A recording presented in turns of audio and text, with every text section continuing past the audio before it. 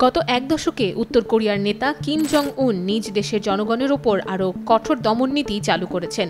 এমনকি বিদেশি নাটক, সিনেমা দেখা ও শেয়ার করার মতো কর্মকাণ্ডের জন্য মানুষের মৃত্যুদণ্ড পর্যন্ত কার্যকর করেছেন তিনি। জাতিসংঘের মানবাধিকার কার্যালয়ের একটি প্রতিবেদনে এই কথা বলা হয়েছে। জাতিসংঘ মানবাধিকার দপ্তর শুক্রবার জানায়, কিম রাজবংশের শাসনামলে প্রযুক্তি নির্ভর রাষ্ট্রীয় দমননীতি আরও তীব্র হয়েছে।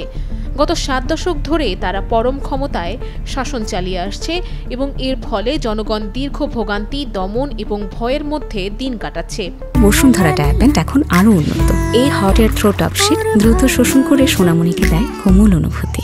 প্রযুক্তিগত উন্নতির ফলে গণনজরদারি ব্যবস্থার সম্প্রসারণ ঘটেছে, যা গত 10 বছরে নাগরিকদের জীবনের প্রতিটি অংশকে নিয়ন্ত্রণের আওতায় নিয়ে এসেছে। জাতিসংঘের উত্তর কোরিয়া মানবাধিকার কার্যালয়ের প্রধান জেমস হেনান জেনেভায় এক ব্রিফিংয়ে জানান, কোভিড যুগের বিধিনিষেধের পর থেকে সাধারণ অপরাধ ও রাজনৈতিক অপরাধ উভয়ের জন্য মৃত্যুদণ্ডের সংখ্যা বেড়েছে। তিনি আরও বলেন, বিদেশি টিভি সিরিজ, বিশেষ করে দক্ষিণ কোরিয়ার জনপ্রিয় ড্রামা ছড়িয়ে দেওয়ার অপরাধে নতুন আইনের আওতায় ইতিমধ্যে অজ্ঞাত সংখ্যক মানুষকে মৃত্যুদণ্ড দেওয়া হয়েছে। বিশ্ব থেকে প্রায় বিচ্ছিন্ন উত্তর কোরিয়ার একনায়কতান্ত্রিক সরকার মানুষজনকে বাধ্যতামূলক শ্রমে নিয়োজিত করা সহ তাদের স্বাধীনতায় আরও কড়াকড়ি করেছে বলে জানানো হয়েছে প্রতিবেদনে।